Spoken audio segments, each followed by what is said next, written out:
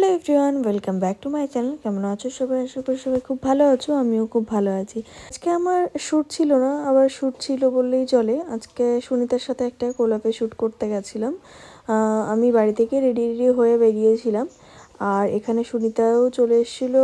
আর আমার সাথে ছিল দিশা, আর দিশার ফটোগ্রাফারটাও ছিল। তোমাদেরকে অনেক অনেক ধন্যবাদ, কারণ হচ্ছে আমার প্রোফাইলে মোটামুটি বেশ ভালোই রিচ বেড়ে গেছে, কারণ বেশ গ্রোথ হচ্ছে, আমার বেশ ভালো লাগছে।